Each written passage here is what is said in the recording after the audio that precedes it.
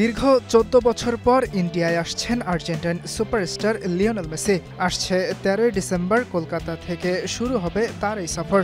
এরপর গন্তব্য আহমেদাবাদ, মুম্বাই আর সবশেষ ১৫ ডিসেম্বর নয়াদিল্লি।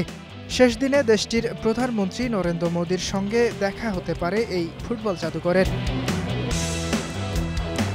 সামাজিক মাধ্যমে মেসি নিজেই নিশ্চিত করেছেন ইন্ডিয়া সফরের বিষয়টি। সাবেক বার্সেলোনা তারকা লিখেছেন, এই ডিসেম্বরে ইন্ডিয়ার মতো সুন্দর একটি দেশে যাওয়ার জন্য তিনি রোমাঞ্চিত। কলকাতা, মুম্বাই, নয়াদিল্লি সহ সম্ভাব্য আরও একটি শহরের আইকনিক স্টেডিয়ামগুলোতে কনসার্ট, যুব ফুটবল ক্লিনিক, প্যাডেল কাপে অংশগ্রহণ এবং দাতব্য উদ্যোগ উন্মোচন করাটা আনন্দের হবে। ভারতীয় সংবাদ মাধ্যমগুলোর তথ্য অনুযায়ী ১৪ ডিসেম্বর মুম্বাইয়ের ওয়াংখেড়ে স্টেডিয়ামে একটি ক্রিকেট ম্যাচে অংশ নেবেন মেসি। তার প্রতিপক্ষ হিসেবে মাঠে নামতে পারেন সচিন টেন্ডুলকার, বিরাট কোহলি, মহেন্দ্র সিং ধোনি ও রোহিত শর্মার মতো ক্রিকেট কিংবদন্তিরা।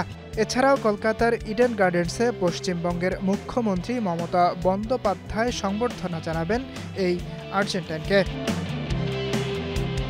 এই সফরে শিশুদের জন্য একটি ফুটবল কর্মশালা এবং একটি ফুটবল ক্লিনিকও উদ্বোধন করার কথা রয়েছে মেসির।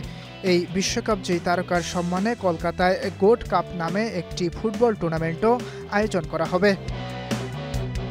এর আগে ২০১১ সালে কলকাতার সল্ট লেক স্টেডিয়ামে আর্জেন্টিনার জার্সিতে ভেনেজুয়েলার বিপক্ষে খেলেছিলেন মেসি। ফুটবল প্রেমীদের জন্য এই সফর শুধু আয়োজন নয়, বরং এক বিরল অভিজ্ঞতার সাক্ষী হওয়ার অপেক্ষা।